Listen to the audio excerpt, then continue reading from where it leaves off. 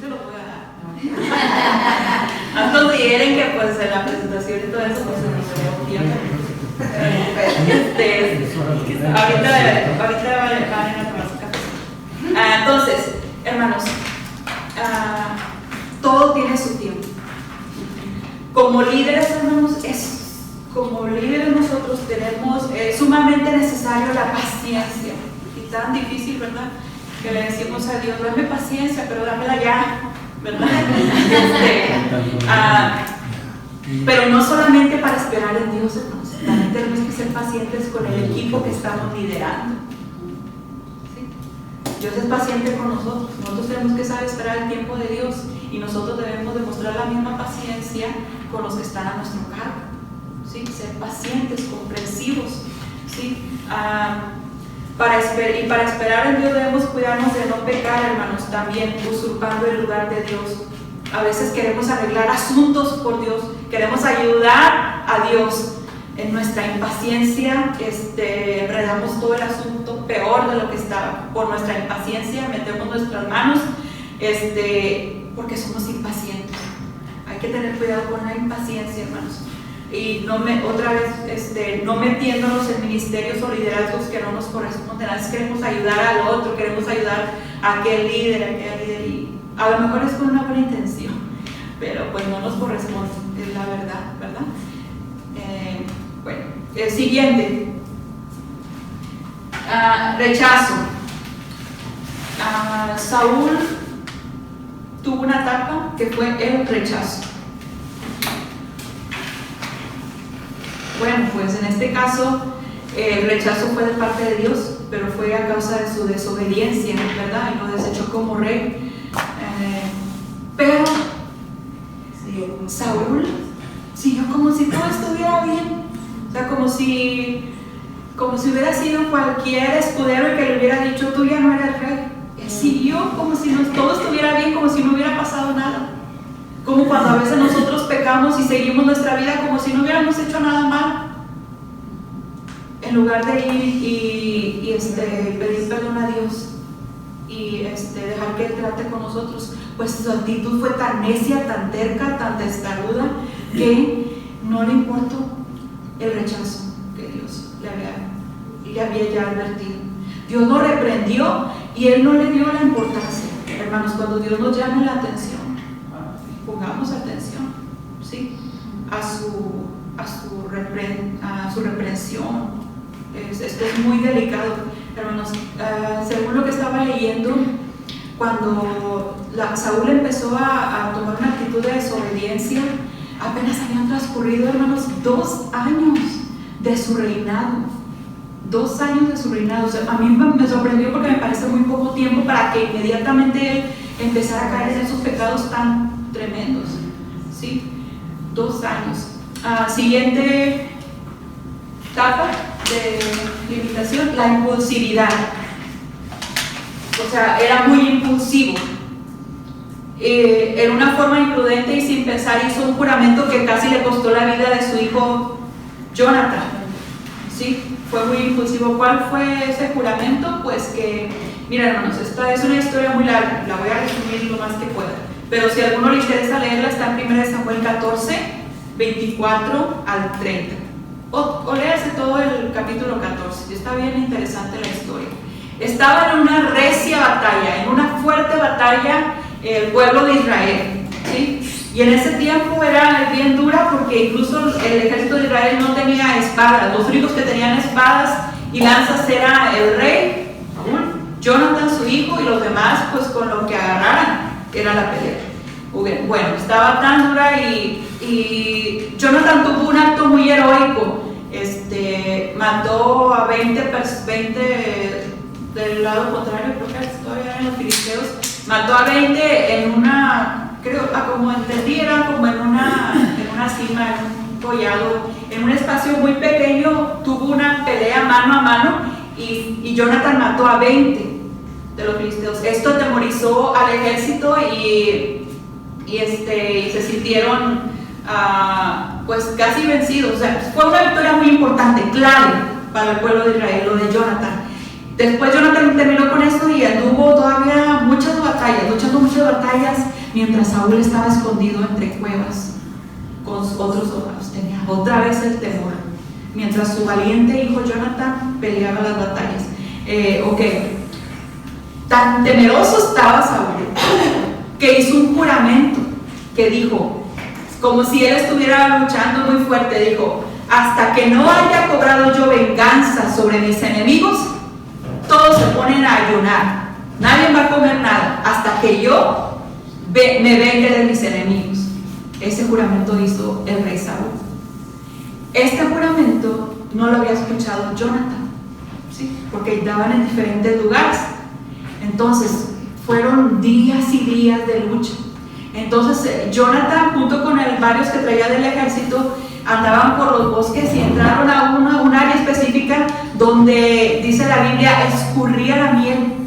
O sea, había muchos panales de miel, había mucho. Y los soldados andaban cansados, con hambre, con sed, ¿sí? Los valerosos soldados que traía Jonathan, ¿sí? Y dice la Biblia que Jonathan traía una vara, ¿sí? Y extendió su vara y la puntita de la vara la embarró en la miel y comió un poco de miel.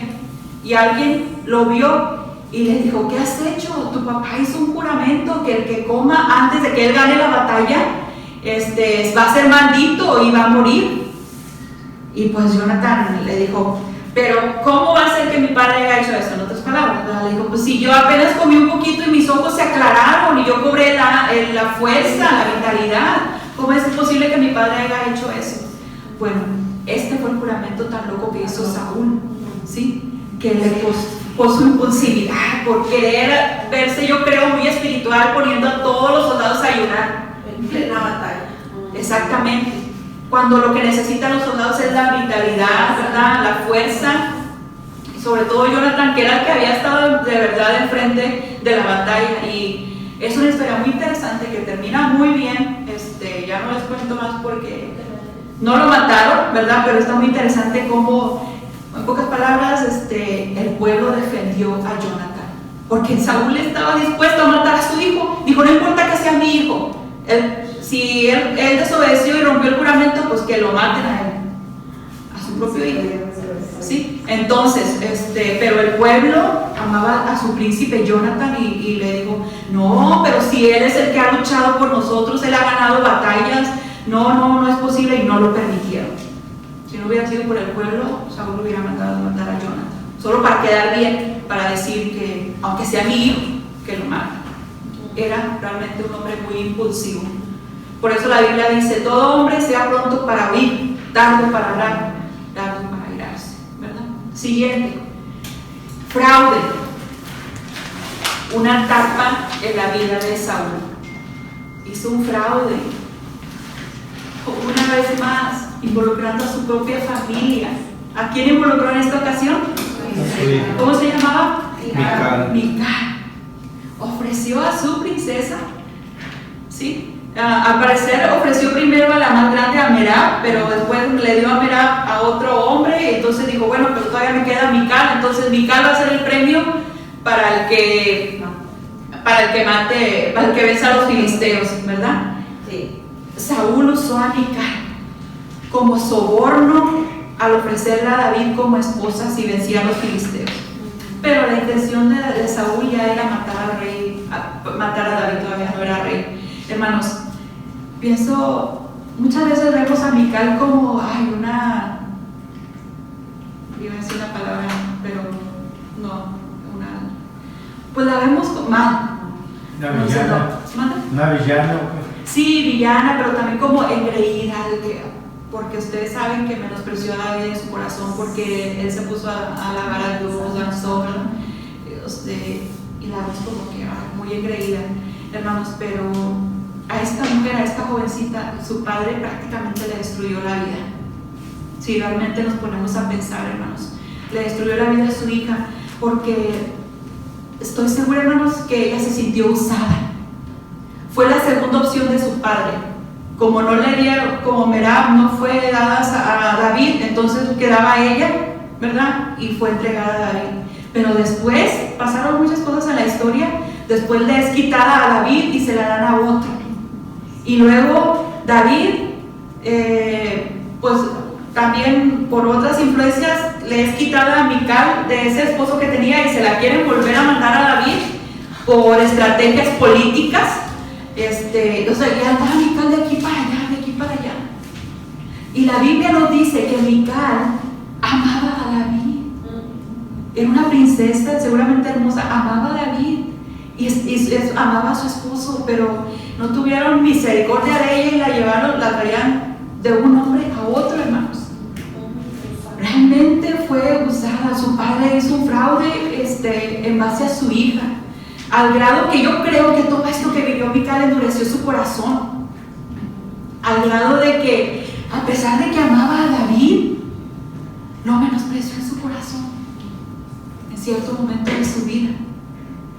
Y ya después, hasta Dios, pues, como consecuencia, le impidió tener hijos y terminó prácticamente sola, porque incluso David tomó muchas esposas más, muchísimas, Abigail, Betsabé y otras cuantas.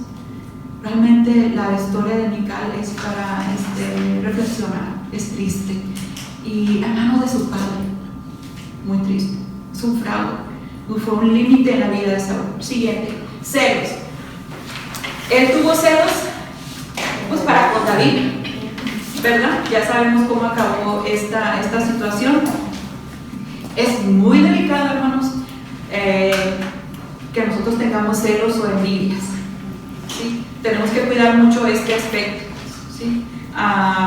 No caer en este error. Incluso los celos es una de las obras de la carne, o sea que a un lado los celos entre el liderazgo, porque hay veces hay celos entre los líderes también y las amistades.